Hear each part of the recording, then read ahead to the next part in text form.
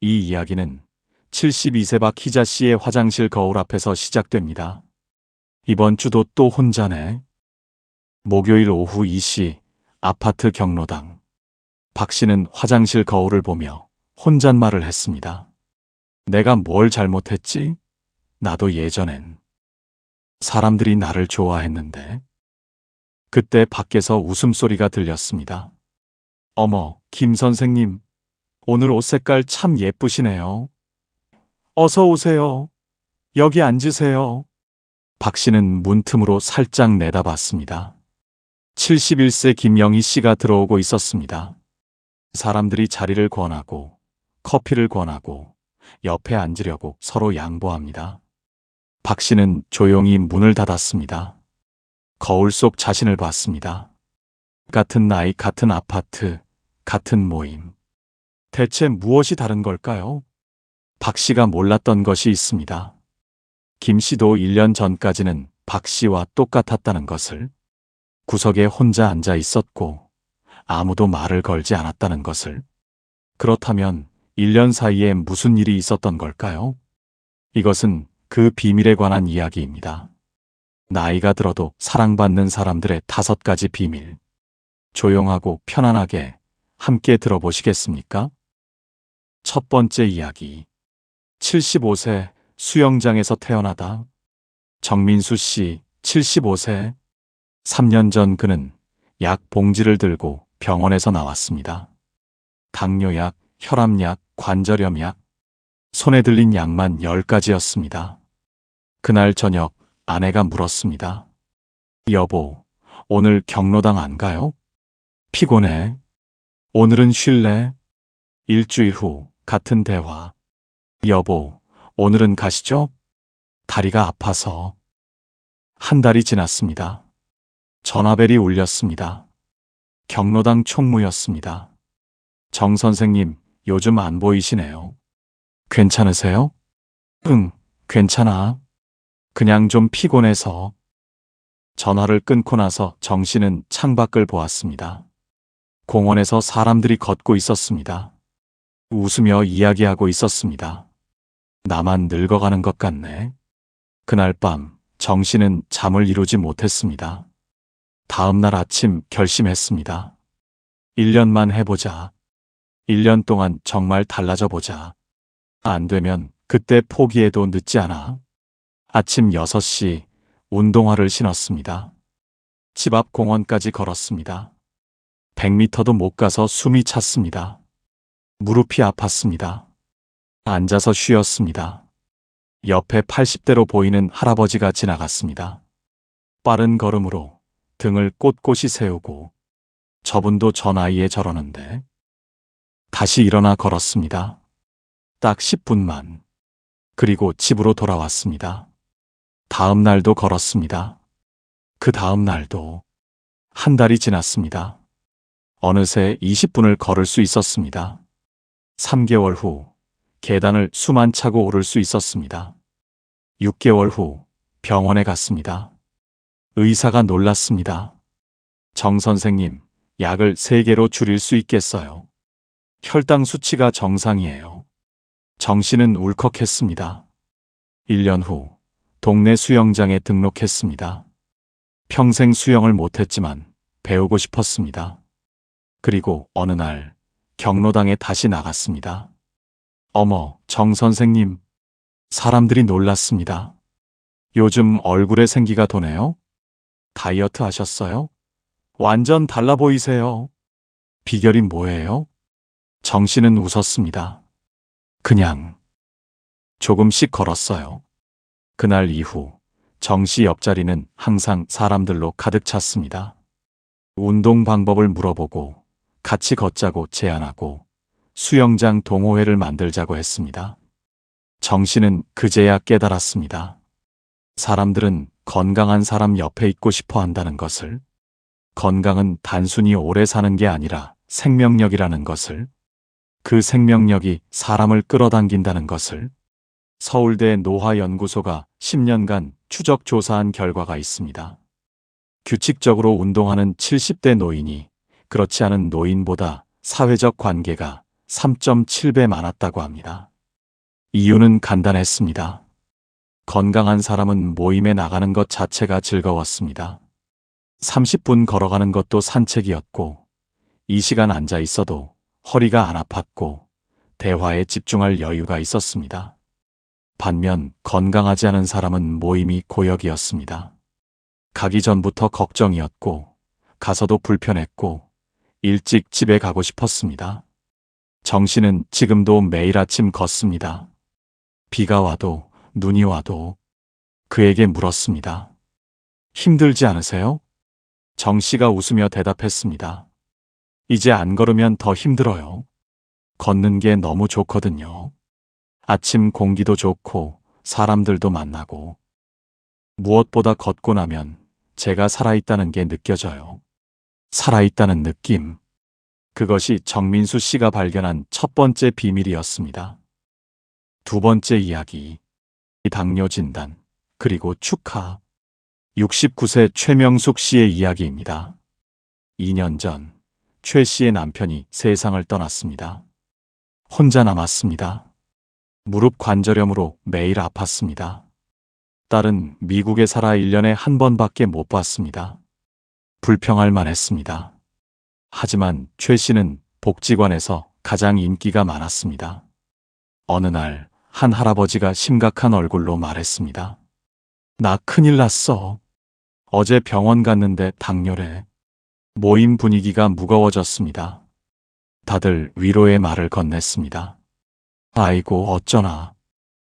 당뇨는 고생이에요. 그때 최 씨가 말했습니다. 아이고 그래도 다행이네요. 모두가 최 씨를 쳐다봤습니다. 뭐가 다행이야? 당뇨인데.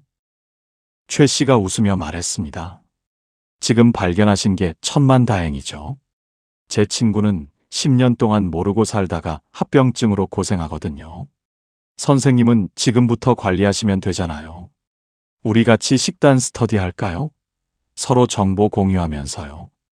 그 순간 할아버지 얼굴이 환해졌습니다. 그래. 그렇게 생각하니까 좀 나네. 일주일 후 당뇨 관리 스터디 모임이 생겼습니다. 6명이 모였습니다. 최 씨가 자연스럽게 리더가 됐습니다. 최 씨의 상황은 여전히 어려웠습니다. 무릎은 여전히 아팠고, 남편은 돌아오지 않았고, 딸은 여전히 멀리 있었습니다. 하지만 최 씨는 바꿀 수 없는 것에 집중하지 않았습니다. 바꿀 수 있는 것에 집중했습니다. 상황이 아니라 상황을 대하는 태도, 그것을 바꿨습니다. 반대의 경우도 있었습니다. 73세 이 씨는 모임만 나오면 불평이 폭포수처럼 쏟아졌습니다. 요즘 물가가 왜 이렇게 올라? 정부는 노인들 신경도 안 써. 자식들은 연락도 안 하고. 처음엔 사람들이 공감했습니다. 하지만 매주 매달 똑같은 불평이 반복되자 사람들은 하나둘 자리를 피하기 시작했습니다. 6개월 후 이 씨가 모임에 오면 사람들이 핸드폰을 보거나 화장실에 가거나 급한 전화가 왔다며 자리를 떴습니다. 심리학에서 감정 전염이라는 게 있습니다. 우리 뇌에는 거울 신경세포가 있어서 다른 사람의 감정을 자동으로 모방한다고 합니다. 누군가 웃으면 덩달아 웃고 싶고, 누군가 우울해하면 우리도 기분이 가라앉습니다. 그래서 밝은 사람 옆에 있으면 기분이 좋아지고, 부정적인 사람 옆에 있으면 에너지가 빠집니다. 79세 한 할아버지는 매일 밤 공책에 3가지를 적었습니다. 오늘 감사한 일. 처음엔 한 가지도 생각이 안 났다고 합니다. 억지로 오늘도 밥 먹었다고 썼습니다. 3개월 후엔 감사할 게 너무 많아서 3가지로 부족했다고 합니다. 그는 말했습니다. 신기해요. 세상이 달라 보이더라고요. 감사할 게 원래 이렇게 많았는데 내가 못 보고 있었구나. 최명숙 씨는 오늘도 복지관에 갑니다. 무릎은 여전히 아프지만 걸어갑니다. 그리고 누군가 힘든 이야기를 꺼내면 조용히 귀 기울입니다. 진심으로 들어줍니다. 그리고 작은 희망을 찾아줍니다. 그래도 다행이네요. 이 한마디가 누군가의 하루를 바꿉니다.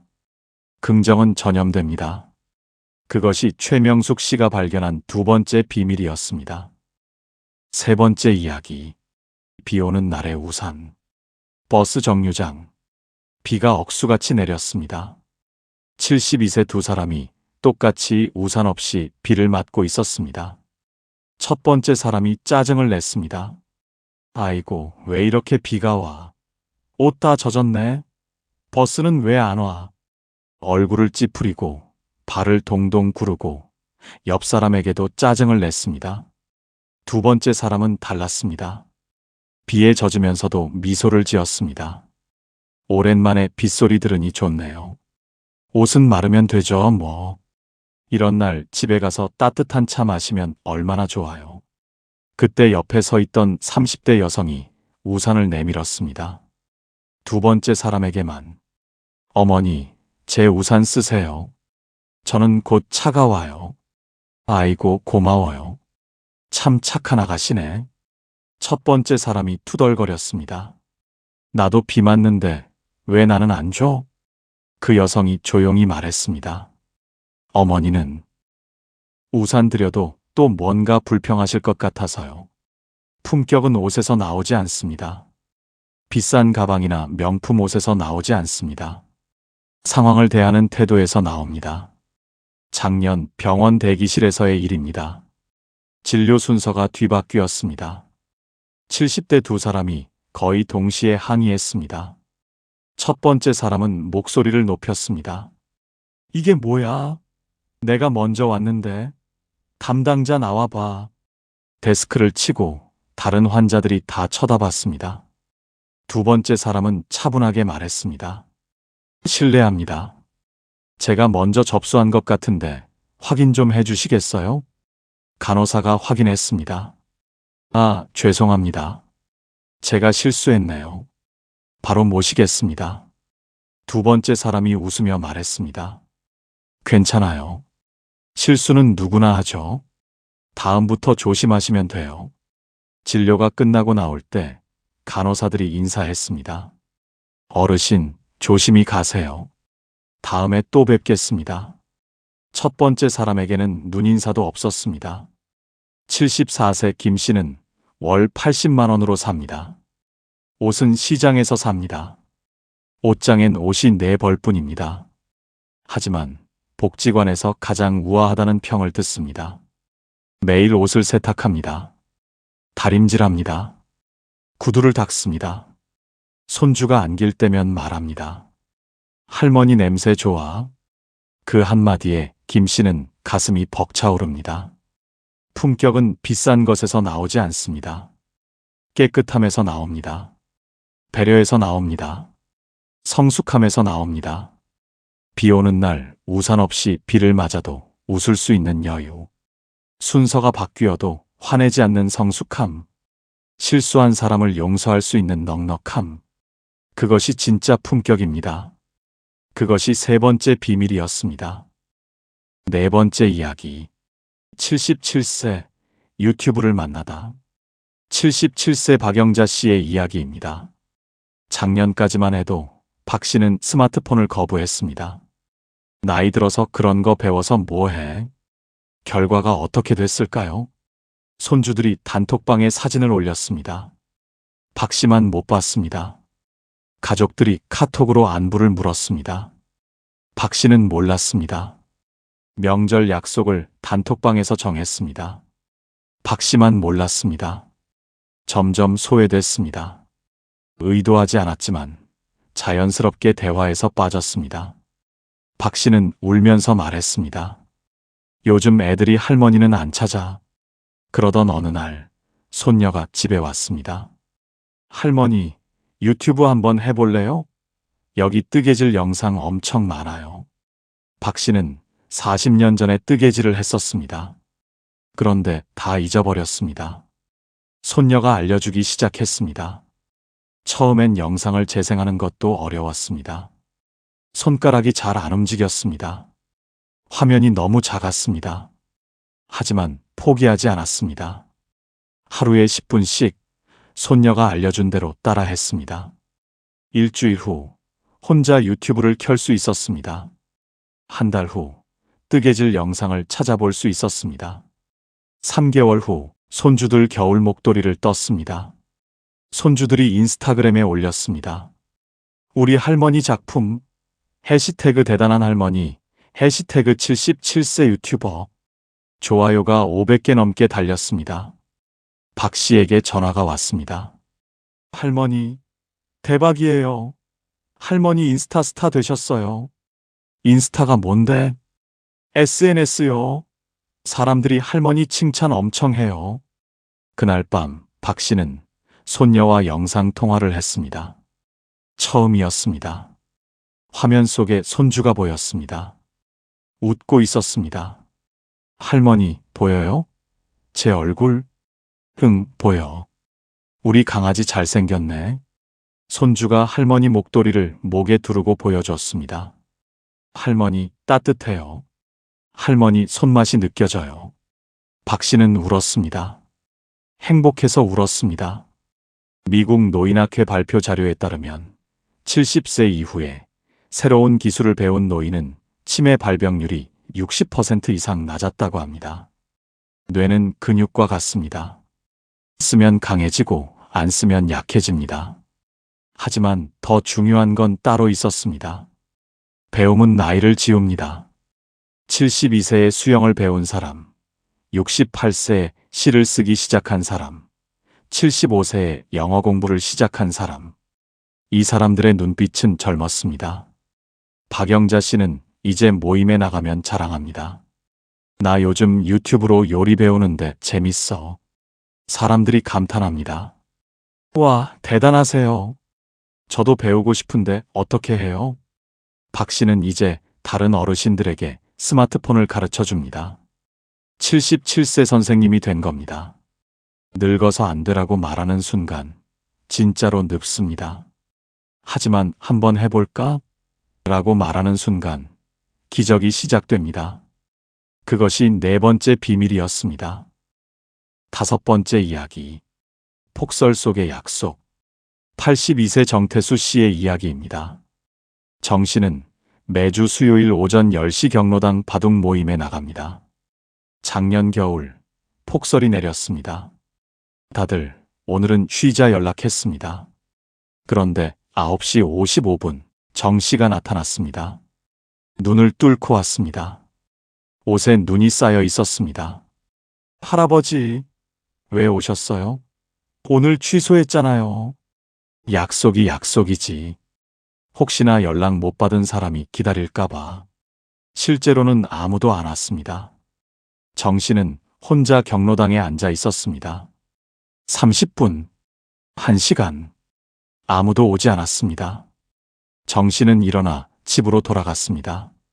다음 주 모임에 나갔습니다. 사람들이 말했습니다.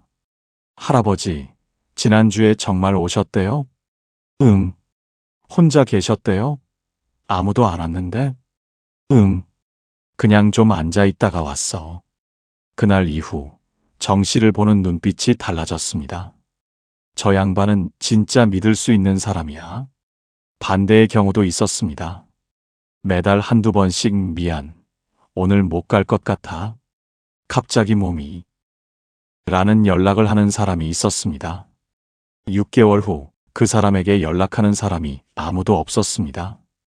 빅터 프랭클은 말했습니다. 인간에게서 모든 걸 빼앗을 수 있어도 자신의 태도를 선택할 자유만은 빼앗을 수 없다. 나이가 들면 잃는 것이 많습니다. 직장, 권력, 건강. 하나씩 떨어져 나갑니다. 하지만 단 하나 절대 잃으면 안 되는 것이 있습니다. 신뢰입니다. 신뢰를 잃는 순간 관계가 끊어집니다. 70세 한 사람은 모임만 나오면 자식 탓을 했습니다. 요즘 젊은 것들은 효도를 몰라. 알고 보니 그 사람이 자식들 만날 때마다 잔소리만 했습니다. 자식들이 안 오는 게 당연했습니다. 반대로 73세 한 사람은 이렇게 말했습니다. 자식들이 바빠. 내가 젊을 때도 친정 잘 못 갔어. 신기하게도 그 사람의 자식들은 자주 왔습니다. 엄마를 만나면 기분이 좋았으니까요. 80세 최 씨는 모임에 항상 조금 일찍 옵니다. 의자 정리하고 물 준비하고. 내가 시간이 많으니까. 사람들은 최 씨를 우리 어머니 같으신 분이라고 부릅니다. 책임감 있는 사람은 짐이 아닙니다. 기둥입니다. 사람들은 그런 사람 주변에 모입니다. 그것이 5번째 비밀이었습니다. 6개월 전 86세 한 할아버지의 이야기입니다. 그는 혼자 케이크를 샀습니다. 작은 케이크, 혼자 먹을 크기. 86회 생일이었습니다. 60회 생일 때 친구가 50명이었습니다. 70회 생일엔 20명, 80회 생일엔 5명. 올해는 아무도 안 올 줄 알았습니다. 케이크에 촛불을 켰습니다. 혼자 노래를 불렀습니다. 생일 축하합니다. 생일 축하합니다. 목이 메었습니다. 그때 초인종이 울렸습니다. 문을 열었습니다. 친구가 서 있었습니다. 생일 축하해. 너. 오늘이 무슨 날인지 어떻게 잊을 리가 있나? 60년 친구인데. 1명, 2명, 3명. 사람들이 왔습니다. 15명이 왔습니다. 어떤 사람은 3시간 걸려서 왔습니다. 할아버지는 울었습니다. 너희들이 어떻게? 한 친구가 말했습니다. 형님, 요즘 달라 보이셔서요. 예전엔 만나면 불평만 하고 약속도 잘 안 지키고 솔직히 만나기 싫었어요. 근데 작년부터 달라지셨잖아요. 약속 지키시고 전화하면 받으시고 만나면 웃으시고. 그래서 생일 챙기고 싶었어요. 할아버지는 한참을 울었습니다. 작년 86살에 그는 바꿨습니다. 매일 30분씩 걸었습니다. 불평 대신 감사했습니다. 약속을 지켰습니다. 그랬더니 사람들이 다시 연락하기 시작했습니다. 형님, 요즘 좀 달라 보이시네요. 86살에 그는 인생을 다시 시작했습니다. 이것은 5가지 이야기였습니다. 75세 정민수 씨의 건강 이야기, 69세 최명숙 씨의 긍정 이야기, 비 오는 날 우산의 품격 이야기, 77세 박영자 씨의 배움 이야기, 82세 정태수 씨의 책임 이야기, 그리고 86세 할아버지의 생일 이야기. 이들의 공통점은 무엇이었을까요? 늦은 나이는 없다는 것을 증명했다는 것입니다. 75세에도, 77세에도, 82세에도, 86세에도 인생은 바뀝니다. 중요한 건 선택입니다. 오늘 밤 이대로 살 것인가? 아니면 내일부터 달라질 것인가? 모임에서 구석에 혼자 앉아 있을 것인가? 아니면 중심에서 빛날 것인가? 사람들이 피하는 사람이 될 것인가? 아니면 다시 만나고 싶은 사람이 될 것인가? 선택은 각자의 것입니다. 하지만 한 가지는 확실합니다. 이 이야기를 끝까지 들으신 분들은 이미 변화를 원하는 사람입니다. 그리고 변화를 원하는 순간 이미 변화는 시작된 것입니다. 10분 걷기, 하루 한 번 감사, 깨끗한 옷 한 벌, 하나의 배움, 지켜진 약속 하나. 이 작은 것들이 쌓여서 삶을 바꿉니다. 72세 박희자 씨 기억하시나요? 화장실 거울 앞에서 혼잣말을 하던 그분. 1년 후 박 씨도 바뀌었습니다. 이제 사람들이 박 씨 옆에 앉고 싶어 합니다. 박 씨가 모임에 오면 분위기가 밝아집니다. 무엇이 바뀌었을까요? 박 씨는 말합니다. 아무것도 안 바뀌었어요. 남편도 여전히 세상에 없고, 자식들도 여전히 바쁘고, 무릎도 여전히 아파요. 그럼 뭐가 바뀐 거예요? 제 태도가 바뀌었어요. 상황을 바라보는 제 눈이 바뀌었어요. 그랬더니 신기하게도 사람들이 달라 보이더라고요. 남은 인생이 지금까지의 인생보다 더 아름답기를. 오늘 선택한 작은 변화가 내일의 기적이 되기를. 모두가 사랑받고 존경받고 부러움받는 그런 사람이 되기를. 이 이야기가 작은 위로가 되기를 바랍니다. 들어주셔서 감사합니다.